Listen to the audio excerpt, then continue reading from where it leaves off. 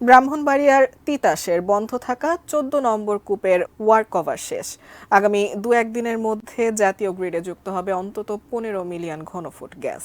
এ বিষয়ে বিস্তারিত জানাতে তিতাস গ্যাস ক্ষেত্রের সামনে থেকে এই মুহূর্তে আমাদের সাথে সরাসরি যুক্ত হচ্ছেন পূর্বাঞ্চলীয় ব্যুরো প্রধান পীযূষ কান্তি আচার্য।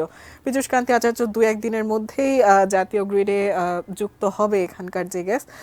আপনি সব মিলিয়ে বিস্তারিত কি জানাবেন সেখান থেকে? হ্যাঁ, ধন্যবাদ জাকিয়া। আপনি যেমনটি বলছেন যে তিতাস গ্যাস ক্ষেত্র কিন্তু বাংলাদেশের গ্যাস উত্তোলনের একটি অন্যতম গুরুত্বপূর্ণ নাম। এই তিতাস গ্যাস ক্ষেত্রের যে 14 নম্বর কূপ রয়েছে, গত 19 মার্চ এই গ্যাস ক্ষেত্রের এই গ্যাস কূপের কিন্তু ওয়ার্ক ওভার কাজ শেষ হয়। দীর্ঘদিন বন্ধ ছিল এই গ্যাস কূপটি, কিন্তু Bangladesh gas fields company limited এই গ্যাস কূপটিকে আবার উৎপাদনমুখী করার জন্য তারা কিন্তু দীর্ঘ দরপত্র শেষে 19 মার্চ থেকে এই ওয়ার্ক ওভারের কাজ শুরু করে।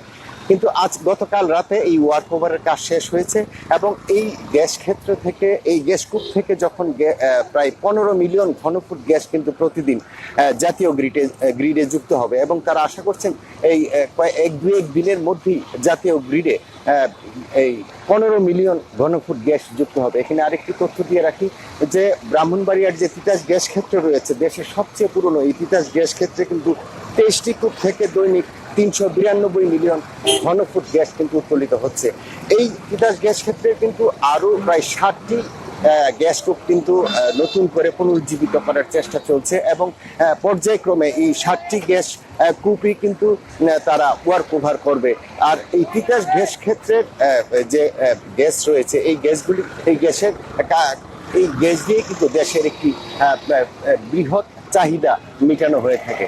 তো জাকিয়া, এই ছিল আমার কাছে ব্রাহ্মণবাড়িয়া থেকে 14 নম্বর কূপের গ্যাস উত্তোলনের সর্বশেষ খবর।